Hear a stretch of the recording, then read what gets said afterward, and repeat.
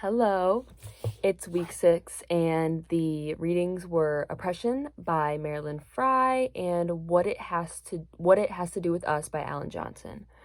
So the first article written by Marilyn Frye is what I think it's really important to note that it is written from a women's perspective.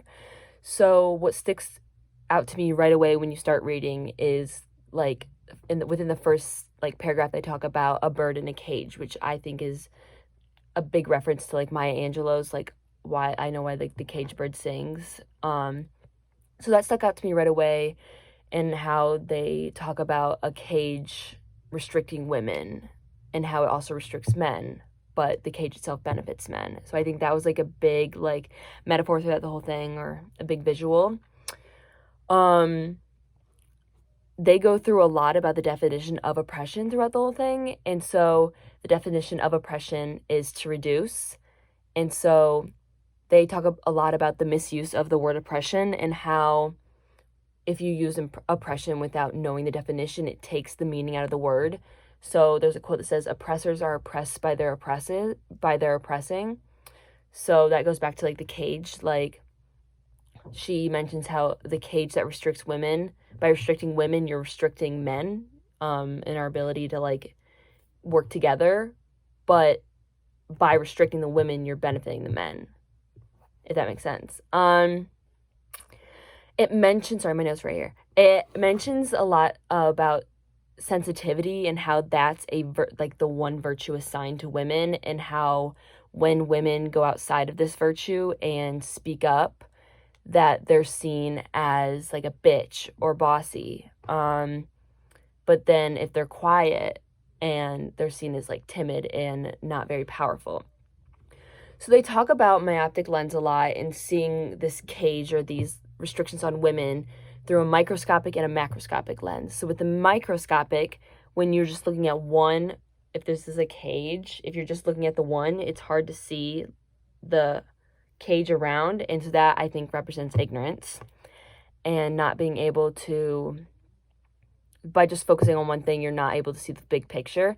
And then when you look at from a macroscopic lens, so when you stand back and look at the cage as a whole, it's very obvious, she says, to see that there are these standards in place that hold women down.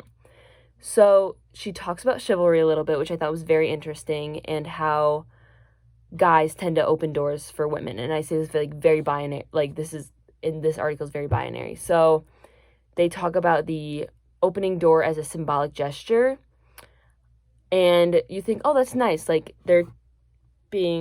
seen as being a gentleman, but in a way it shows the incapability of women to open the door for themselves, and it shows the female dependence on men for this door opening.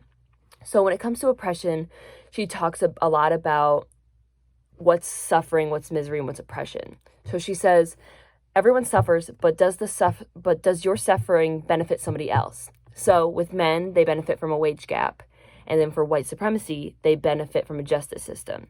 So not everything which frustrates or limits a person is oppressive, and not every harm or damage is due or contributes to oppression. So you hear the phrase, men can't cry, which is actually something that is maintained by men. So people men will say, I'm oppressed because, well, men aren't allowed to cry, but who put that in place? And who's benefiting from that is actually men.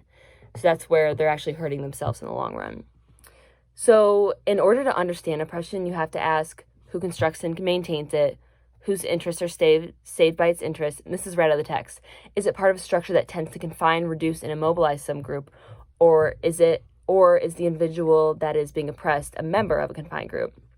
Now, I think the main part of this is that women are oppressed as women, but men are not oppressed as men. Men can be oppressed for social backgrounds, race, ethnicity, but it's not because they are men that they're being oppressed. So the second article, What It Has to Do with Us by Alan Johnson, really gets into having this conversation about really getting into how to fix this. So he talks a lot about the discomfort and fear that people face when trying to have this dialogue, which is something that there's a lot of discomfort in this class, but it comes from trying to avoid guilt and blame.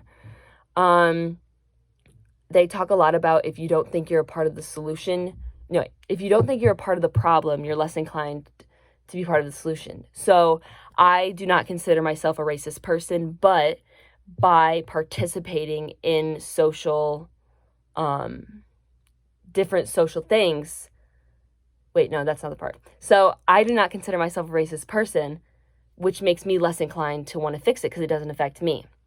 So our intentions only go so far, and our participation speaks loudest. So this all goes back to socialization. What are we learning as a young age? What values are we being taught? We rationalize our ill treatment towards other when we're as like ignorance, so we cannot be blamed. So something I really liked about this article was how illustrated it was about the path of least resistance. So it talked about the elevator scene and how it's like a norm to go into an elevator and then face forward and put your back to everybody behind you. But what if you, and that's kind of a social, that's like a path of least resistance that we're unaware of. But what if we turned around and what if we faced the back of the elevator? That's like, we don't do that because what if people thought it was weird? And the path of least resistance, I think, is very relevant since we're in college with like sexist, racist, and homophobic jokes. So if your friend or your roommate says something sexist and you don't correct them or you don't say, hey, that was really rude, you're participating in helping them spread their ideolations. Like, you're participating in a social system that allows them to say these things. So in that, like, silence is bad. You're supporting them, but even if you're not intentionally supporting them, you're supporting them by not saying anything about it. They talk about the game Monopoly a lot, which is also very illustrative, and how the whole game is to take from other people. And you think, well, you're supposed to play it that way. And so that really comes back to don't hate the player, don't hate the player, hate the game. But why can't we not like the player for playing the game? So, like, we still play the game, even though we don't like what it is, but our goal in life is to succeed. And so by playing the game of success, we are harming other individuals. So I really like these readings. They were really interesting.